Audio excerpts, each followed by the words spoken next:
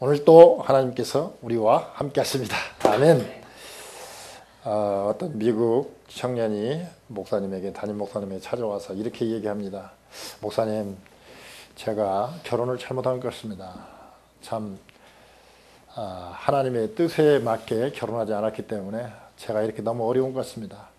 그런데 얼마 전에 기도를 하는데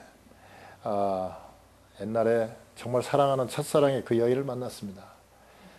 그 여인을 만나고 난 다음에 저의 이 결혼 생활이 얼마나 잘못된 것인지를 제가 알게 됐고, 기도할수록 하나님께서 저를 이 지금 살고 있는 아내와 이혼하고 이제 그 첫사랑의 그 여인과 함께 가정을 꾸리라고 그렇게 하나님이 인도하시는 것 같습니다. 이렇게 목사님에게 이렇게 상담을 하는 분이 계셨습니다. 한국의 유명한 M교회 그 목사님에게 아주 유명한 내과 의사가 찾아왔습니다. 그 의사가 찾아와 가지고 상담하기를, 큐티를 하는데 하나님께서 저를 농촌에 가서 농촌 목회를 하라고 부르시는 것을 제가 확실히 느꼈습니다. 제가 이제 곧 이 의사 생활을 종료하고 이제 농촌에 가서 목회하도록 그렇게 생각하고 있습니다. 목사님은 어떻게 생각하십니까? 하나님의 인도하심을 따라야 되겠죠. 저쪽 시카고에서 목회하는 목사님에게 겨울철만 되면 하나님께서 하와이에 가서 개척하라고 그런 음성이 자꾸 이렇게 인도하심이 들린다는 거예요. 그래서 겨울철만 되면 내가 하와이 가서 개척해야 되는 것이 하나님의 뜻이 아닌가, 이런 생각을 하게 됐다는 것입니다. 하나님의 인도하심을 안다면, 정말 확실히 안다면 얼마나 좋겠습니까? 그럴 뿐만 아니라, 인도하실 뿐만 아니라 그 하나님이 함께 하시고 옆에 앉아 계시다가, 그뿐만 아니라 하나님이 네 가는 길에 함께 동행하자, 아니 내 가는 길에 네가 나와 함께 동행했으면 좋겠다 하고 띄워주시면 얼마나 좋겠습니까? 우리는 많은 기도가 결국 뭡니까? 뭐 달라는 것도 좋지만 그 달라는 거 다 주면 그 다음에 뭐 할 겁니까? 그 다음에는 하나님과 함께 동행하는 것이 가장 우리의 복일 줄 압니다. 그런데 기도하면 아까처럼 지금 바가지 긁는 아내, 뭔가 뜻이 맞지 않는 아내와 헤어지는 것, 한번 헤어지면 그냥 좀 하나님 앞에 찜찜하고 죄진 건 있지만, 그러나 첫사랑과 다시 만나서 화목한 가정을 이루는 것이 정말 하나님의 뜻이 아니겠는가, 이런 생각도 들고, 또 내가 이렇게 맨날 사람들 치료는 잘해주고 유명하고 돈도 많이 벌지만 맨날 그 또 술 먹고 와가지고 또 내과 병원 찾아오면 또 치료해주고 해가지고 낫게 해줬는데, 또 술 먹고 와갖고 또 병이 생겨서 재발해서 또 오면 내가 돈은 벌지 몰라도 이게 무슨 의미가 있는가? 내가 교회 생활하면서 교회에서 그래도 명색이 장로인데 정말 영적인 것을 치료해가지고 술 안 먹고 생활 잘해가지고 교회 생활 잘할 수 있도록 하는 것이 더 보람된 것이 아니겠는가? 내가 이 돈과 의사로서 명예를 버리고 농촌에 가서 목회하는 것이 좋지 않겠는가? 이런 생각이 들 때 우리는 기도하고 정말 하나님의 인도하심이 농촌 목회를 하는 것처럼 느껴질 때가 있다 이거죠. 또 겨울철에 추운 데서 이렇게 목회하다 보면 따뜻한 데 가서 목회하고 싶고 또 개척하고도 싶은 생각이 들면서 정말 하나님이 참 하와이 같은 데 가서 개척하라는 그런 음성으로 들릴 수 있다 이거죠. 과연 하나님의 인도하심은 어떤 것이며 하나님과 동행하려면 어떻게 해야 될 것인가, 우리가 한번 생각을 해봐야 된다는 것이죠. 하나님의 인도하심을 저번 주에 좀 이렇게 라프하게 좀 제가 말씀드렸어요. 이렇게 성경에 맞춰 보고 기도하고 난 다음에 마음이 편안하면 되게 하나님 인도하신 것이다, 뭐 이런 식으로 얘기를 했습니다. 조금 더 세부적으로, 좀 더 구체적으로 말씀을 드리면 이렇습니다. 성경과 일관성이 있어야 됩니다. 지금 아내와 결혼했으면 분명히 그 전에 뭔가 잘못된 판단을 했든 어쨌든 간에 하나님께서 그래도 너의 지금 상황이나 처지에 봤을 때에 지금 이 여자가 가장 좋다고 생각해서 결혼하게 만든 거예요. 그걸 우리가 믿어야 돼요. 교회 다니면서 그것도 못 믿는다면 말이 안 되죠. 지금 이 상황은 내가 죄를 졌든 내가 실수를 했든 뭐 때문이든 간에 지금 이 상황은 하나님이 나의 처지와 입장을 생각했을 때 가장 좋은 조건으로 뭔가를 만들어 주셨다고 우리가 믿어야 돼. 그 믿음이 없으면 우리는 늘 불만과 불행 속에 살 수밖에 없어요. 그런데 성경에 보면 하나님이 짝지어 주신 배우자하고 갈라서는 거 하나님이 원치 않는다고 그랬어요. 이혼은 하나님이 좋아하시지 않는다고 그랬어요. 말라기서에 보면 너희들이 이렇게 어렵게 살고 구멍 뚫린 전대에 돈을 넣는 것처럼 계속 돈이 새나가고 뭐가 안 되는 거는 너희가 11조 하지 아니하고 어려웠을 때 만났던 내 아내를 버렸기 때문이라고 말라기서에 기록되어 있어요. 그러니까 성경에 보면 아내와 이혼하는 거 정말 특별한 경우를 제외하고는 상황윤리 빠지면 안 되죠.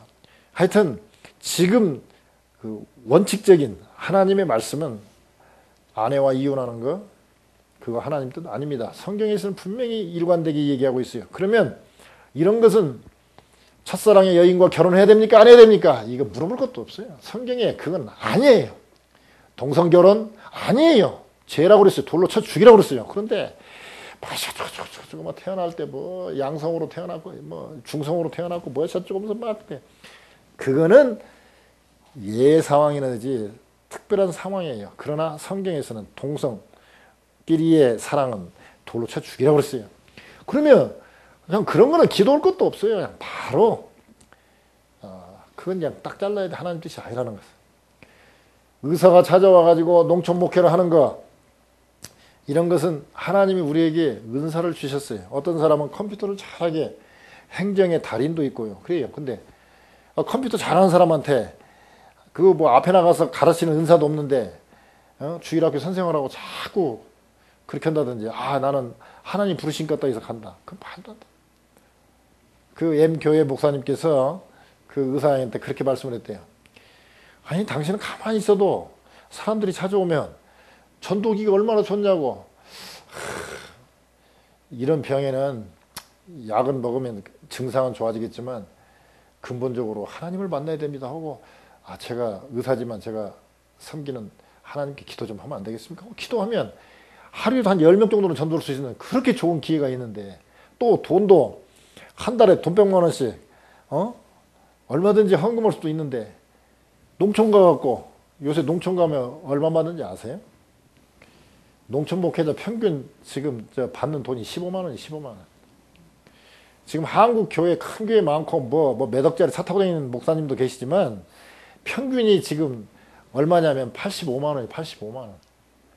목회자 평균이 85만 원이라고요. 85만 원 갖고 뭘 살겠어요. 의사로 강남에서 잘 사는 사람이 강남에 있는 그 병원이거든요. 그 의사가 그렇게 적어도 미니멈 돈 100만 원씩 헌금할 정도면 1000만 원 정도 번다는 거 아니에요. 최소한 미니멈 더 벌겠지만 그런 분이 저기 농촌에 가갖고 돈도 못 받아가면서 그 농사도 안 지어본 양반이 거기서 무슨 농촌 목회를 한다는 거예요. 전혀 자기 은사하고 아무 관계도 없어요. 하나님은요 코끼리를 날아갈 수 있게 하는 하나님이시지만 코끼리를 날게 하시는 게 아니라 날개가 있는 새를 날게 하신단 말이죠. 하나님은 기적을 베풀어서 얼마든지 할 수 있어요. 그러나 새 날개가 있는 새를 날게 하고 코끼리는 무거운 거 들고 뭐 이렇게 땅에 살도록 만들어 놨으면 땅에 살게 만든 거예요. 각자 하나님이 주신 은사가 있습니다. 그 은사하고 아주 다르게 많은 사람들은 그래요. 예수 믿으면 하나님이 갑자기 엉뚱한 거 시킬 걸로 생각해서 못 믿겠다는 거예요. 너무 깊이 관여하면 나의 어떤 그 재능, 나의 모든 그런 것도 다 포기해야 되는 걸로 생각해요. 안 그래요. 하나님은 우리에게 소원을 두고 행하시는 하나님이시고 우리가 기쁘게 그 일을 하는 것을 원하시는 분이에요. 그렇기 때문에 은사와 상관없이 그렇게 막 갑자기 의사가 농촌 목회하라고 그렇게 그러면 또 사모님이 또 그 의사 부인 되시는 권사님이 예를 들어서 농촌 가기 싫다면 어떻게 할 거예요? 얘들은 가기 싫다면 어떻게 할 거예요? 혼자 갈 거예요? 혼자 가면은 옛날 생각나니까 결국은 또 이쁜 여자 만나고 그러면 또 헷가다 해버린다. 안 돼요. 그거 은사하고 안 맞는 거예요. 그런데 그걸 하나님의 뜻이라고 기도하면서 그렇게 잘못 생각하는 경우가 너무 많아요. 아니에요. 또 겨울철에 하와이 가서 교회 개척을 하는 거, 그거 뭔 말이냐. 세 번째로는 우리가 어떤 결정할 때 하나님 거는 대부분이 섬기는 거거나 노예나 남이 안 알아주는 거 하라는 거예요. 예를 들어서 저도 얼마 전에 개척해갖고 힘들 때 제 은사 선생님께서 저기 내가만 추천하면 갈 수 있는 데인데 저쪽 그 캘리포니아 지역에 400명 그 출석하는 교회에 가라고. 근데 기도해보니까 여러 가지 상황이 뭐 안 맞았어요. 특히 그때 한 가정 나왔었는데 저 1호 성도가 그래도 최소한 침례는 받아야 되지 않겠냐. 침례 하나도 못 주고 어떻게 다른 교회로 가냐. 그래서 안 갔어요. 근데 지금도 생각 잘한 것 같아요. 마찬가지로 지금 여기 있는 거는 정말 따져보면 옛날에 벌었던 돈이든 어쨌든 간에 그 돈 갖고 섬기는 거잖아요. 그러니까 섬기는 쪽이 더 하나님의 뜻에 맞다고 보는 거예요. 그런데 섬김을 받는 쪽, 대접을 받는 쪽은 대부분이 하나님 뜻이 아니에요. 근데 거의 많은 분들이 어떤 결정을 할 때에 내가 그 일을 선택함으로 인해서 이익이 있거나 더 남들이 알아주는 쪽을 하나님의 뜻으로 알고 하나님이 나에게 보상해 준 걸로 알고 그쪽을 택하는 경우가 참 많아요. 그러나 애매할 때, 확실한 게 아니고 애매할 때는 이게 내가 섬기는 쪽인가 그렇지 않으면 내가 대접받는 쪽인가 봤을 때 대접받는 쪽이면 되게 하나님 뜻이 아니라고 생각하면 거의 틀림이 없어요. 그러나 그럼에도 불구하고 하나님이 강권적으로 역사할 때가 있어요. 대접받는 쪽으로 갈 수도 있고요. 은사와 상관없이 할 수도 있고요. 여러 가지가 있어요. 예를 들어서 베드로 같은 경우는 뭐 물고기 잡는 게 특기고 그게 전공인데 사람 낚는 업으로 바뀌어졌고 그럴 수도 있어요. 그렇기 때문에 우리가 기도를 잘하고 잘 선택해야 되는데 주의사항이 있어요. 인생 전체를 바꿔놓을 만한 중대한 사항을 기도해보지도 않고 그냥 빨리 내일까지 또는 오늘 결정해달라 그러면 그건 대부분이 사탄이 종용하는 거예요. 이렇게 중대한 문제는 기도하고 오랫동안 하나님의 인도와 이름을 받아야 돼요. 모세 같은 경우도 받아요. 당장 이루어진 건 별로 없어요. 80년을 기다렸어요, 하나님이. 요셉 같은 경우도 미니멈 13년 이상을 기다렸어요. 최소한 몇십 년씩은 기다려서 뭔 일이 이루어지게 하지. 하나님의 일이라고 해서 갑자기 기적적으로, 기적은 많이 일어났지만 기적적으로 갑자기 단순간에 뭔 일을 하는 그런 하나님이 아니에요. 하나님은 자연스럽게 일하시기 때문에 내 인생 전체가 바꿔지는 중대한 사항을 결정할 때는 기도하면서 좀 이렇게 시간을 두고 하나님 인도하심을 잘 받아야 돼요.